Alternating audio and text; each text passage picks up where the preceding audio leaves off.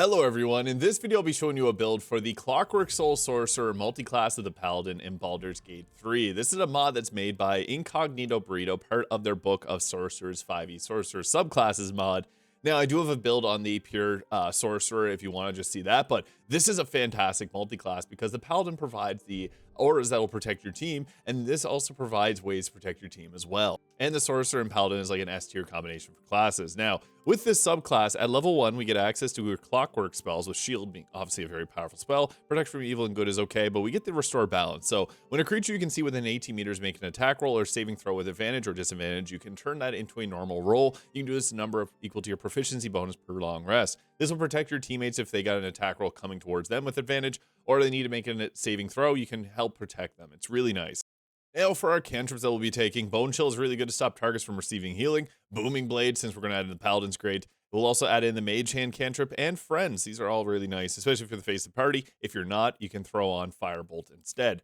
Now, since we already got Shield, we could throw Mage Armor on if you want to wear robes. It's probably the best choice here until we get in the Paladin a little bit later. You can also throw on Magic Missile for guaranteed damage. And with our ability scores, I'd recommend if you got the Hags here to throw it onto your Charisma and leave it at 17. Otherwise, I like to go with Dex. High Dexterity is nice because it's going to add to our initiative and our armor class. And we can use certain weapons like Foul or Aloof throughout the game if we want a weapon that scales off of our Dexterity. So this is an ideal stat spread. You can swap Dex and Constitution if you prefer. Now at level 2, we get to choose another spell here. There's nothing like super dying necessary. Burning Hands can be okay because there's actually an interesting interaction in this game. If you cast at level 3, it gets an extended spell for some reason, the Metamagic. But Thunder Wave is also really nice. Now, I just did a video breaking down all the best Metamagics in the game. I also have a few mods here and giving more. But at level 2, we can go with Extended Spell, which will double the duration of conditions, summons, and surfaces caused by spells. What's crazy about this is it'll actually double any condition off of gear that we have.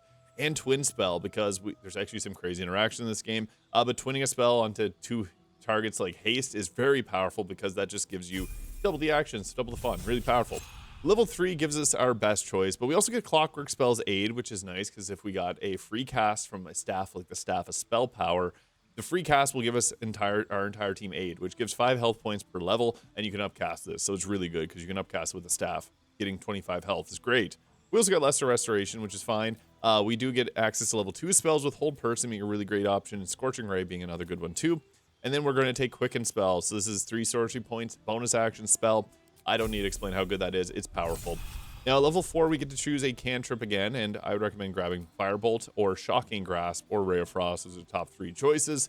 And then we're going to go with Crown of Madness is nice, but Scorching Ray for some solid damage, and it can give us crits if we have the Hold Person applied to an enemy because that automatically will make crits if we're within 3 meters. Misty Step is another good choice. I like the Alert feat to go +5 to initiative, makes us go first, but I think at this point, Charisma increase will be the best. If you have Hag's Hair, that would be at 18 already. You can max it up to 20. Level 5 gives us protection from energy, which situationally good. Getting resistance to elemental damage is nice. However, it does require concentration, so probably not something you'll use often. Remove Curse is cool too, but again, situational. Counterspell is probably the best choice here because we're a support defensive-based sorcerer, so having Counterspell is great to help us with protecting our team. Kind of fills our role. Now, at level 6, we get our subclass feature, Bastion of Law. This is a really big component of this subclass, so with this, we bestow Bastion die upon an ally, and this allows them to use the Bastion Ward. This gives them a D8 to reduce damage based on how many sorcery points we cast. So if we do 3, they get a 3d8 reduction to damage, which is really nice, because damage is inevitable, reducing it is nice, and this is how we're going to do that. It does burn through sorcery points pretty quickly, but this is a strategic decision you got to make. Obviously, you can choose this if you want to. There's also other ways that we can use our sorcery points. So I like for our next level spell here, level 6, to be a Lightning Bolt. Since we took Counterspell last turn, we need some offensive firepower. Fireball's another good choice if you prefer that. And Haste is also really nice too because, yeah, you can give yourself an additional action to do Scorching Ray or cantrips. Level 7 gives us our Freedom of Movement, which stops stuns, and difficult terrain won't slow you down. This can be just cast outside of combat, so that's kind of nice. Odaluk's Resilient Sphere for Isabel running away to her certain death, that helps. And we also get Summon Construct if you have Mistress spells. Yippee! Now, I like to grab Ice Storm here. Confusion can be good too. And what's cool about Confusion is Extended Spell will also extend it. Extended Spell also can extend Ice Storm's ice duration to 4 turns, so that's good too. Level 8 gives us another choice in spell. I like this one here. Greater invisibility is kind of fun too, because you can turn yourself invisible and be a stealth-based caster. Wall of Fire's fun too. Haste is good too. I'm actually going to take Fireball here. Haste is great if you want to be a support character, because this gives another. You can use Twin Spell to give yourself an extra action and another teammate an extra action. Level 8 feat, I think Alert is the best choice here, but you can go with, if you're finding you're not holding your concentrations, Warcaster. However, we do have an item to help balance that out. I think that Alert +5 to Initiative is the best choice here. Level 9, we get another sorcery point, and we can throw on Cone of Cold. Obviously, powerful spell. If you have a sorcerer, or if you have a cleric, they can cast Create Water to double your damage and create ice surfaces with that. We get another cantrip here, I guess Ray of Frost, because that's a condition, so it can proc certain gear. And Hold Monster is really good too. Dominate Person comes into effect sometimes, but we get one more Metamagic here. Now, there's a few really good choices, like Distance Spell can help you cast from far away. Heightened Spell is situational, like if you want to land a thing like Hold Monster, you can use this. It does cost 3 sorcery points, so it's a little bit expensive. And a fun choice that I do want to mention is Subtle Spell.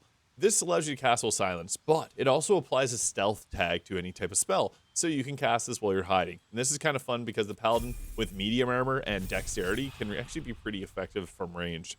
Level 11 gives us our Trance of Order. Enter trance in which attacks against you cannot be made with advantage, and your attacks, ability checks, and saving throws are rolled at least a 10 minimum. This is a bonus action, can be cast per long rest, and you can also use sorcery points later on if you want to use this as well. This is really nice just to cast before you jump into a fight, because, yeah, 10 turns of that is great. We also get one of the most powerful spells in the game, Chain Lightning. Don't need to explain that one. If you want to blast away, go ahead with it. Level 12. This gives us another choice in spell, and I'd recommend grabbing Globe of Invulnerability. This is kind of like the win button for Baldur's Gate 3. Use it. It is powerful. Now, you can take Lucky if you didn't already max out your Charisma, but if you didn't, we're going to take up our Charisma. You can also go with a Dexterity increase too, since it's going to give us initiative and attack rolls with certain items. Level 13, just another choice in spell here. Sunbeam could be fun, and even things like Circle of Death for the large area of effect are pretty effective, but I think that Sunbeam is a good choice. We're going to go with that because you can blind enemies, and it goes well into the theming of this with Radiant damage. Level 14 gives us our improved Bastion Ward, so you can apply it to any number of teammates now, so that's really good, protecting them with that extra damage die to reduce attacks. What's perfect about this is level 14 is a perfect time to multi-class because we wanted 6 levels of the Paladin, so this level 20 build is perfectly balanced. Now, Devotion and Ancients are probably the most sensical one, and we do lose out on one ability here from the Book of Sorcerers, so once we make it down to level 18, there is the Clockwork Cavalcade here, which gives a heal of 25 and removes all negative effects, and you can use it per long rest for free ones, and then it costs 7 sorcery points. What's kind of funny about that is we do have on the Oath of the Ancients the ability to do the Healing Radiance here, which does, it's glitched out for some reason here, but you can do a good amount of health on both turns. I think it's supposed to be 5 at the first level here, but it's a pulse for 2 turns, so it can proc certain gear. I'm going with Oath of Vengeance. It's just the best choice. Inquisitor's Might's really nice to be able to daze targets, and it just has some of the best spells. We also get Misty Step. We could have taken off Hold Person off our Sorcerer as well, because we'll get it from this, and it's Charisma based. We also get a Fighting Style. Defense is a great choice. We really just want Command. Extended Spell Command is busted for 2 turns. Yeah, I don't need to explain that one. It's really good.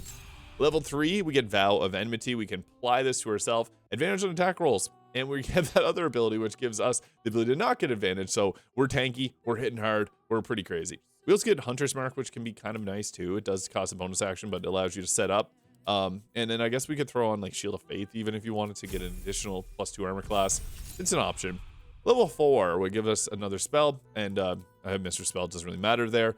Now for our next feat, I think since we're adding in a melee attacker, Savage Attacker to reroll your damage die, especially because we got Smite is so powerful. Sentinel is another good choice if you really want to go Sentinel. Lucky, as I mentioned previously, is good, and a Tough Feat for the extra 40 health is also really good too. At level 5, we get our extra attack, and we have Hold Person already, so as mentioned, you could have swapped that off Sorcerer. I just forgot to do that. And then we also get Misty Step here. For your replacement spell, you could go ahead and add in, go ahead with a Shadow Blade. I didn't want to include it because I know how powerful that is, and this build's already overpowered to heck. But yeah, it's an option that you can go with if you want to really bust this thing open and do crazy numbers with the damage. Branding Smite is another good choice because this could make it so that targets cannot turn invisible. So we really don't have any downsides at this point. And our final level is really great because Aura of Protection gives us our Charisma modifier onto saving throws in a 3-meter radius, which is quite small. But hey, it's worth something because we're also defensive with our Sorcerer here. So And the Paladin spells don't really matter. You're going to use either Booming Blade or Divine Smite at close range. And that outfit is from the Celestial Threads mod by Airedale Nexus Mods. Alright, now, so the gear that we have is actually busted because of one thing here. Extended Spell is actually going to trigger a lot of these things. For example, Coruscation Ring, which when you're illuminated, you'll, when you cast a spell, apply 2 turns of Radiating Orbs on the targets that you hit. There's multi-hit attacks that are really good. Extended Spell makes that 2 turns turn to 4 turns. So it's -4 to the enemy's attack roll. Crazy. Also, Extended Spell will also work with the Band of the Mystic Scoundrel. So when we hit a creature with an attack, we can cast an illusion or an enchantment spell as bonus action. Now, we're actually going to use a staff, so we're not always going to want to attack with our staff, but we actually do have pretty good options when it comes to that. We could also use Baldur as a weapon, because what's happening is when we use Extended Spell, we then get bonus action spells for 2 turns. So yeah, we can actually then be more of a caster on the subsequent turns. Pretty cool synergy there. There's a lot of other gear that actually pairs with Extended Spell, but yeah, it's really nice. Now, Extended Spell also works with the Hat of Fire Acuity. When you deal fire damage, you'll get Arcane Acuity for 2 turns. I mentioned Burning Hands because level 3 Burning Hands will oddly also apply Extended Spell without eating any sorcery points, and it'll then proc and double up our gear there. Kind of crazy interaction as well. Cloak Protection, but if you're the Dark Urge, you're the Deathstalker Mantle. I have the Armored Agility. I know some people don't like when I include it in videos, but it's the best armor in the game, so I have to mention it, or I'll also get comments saying that I didn't include a very powerful item.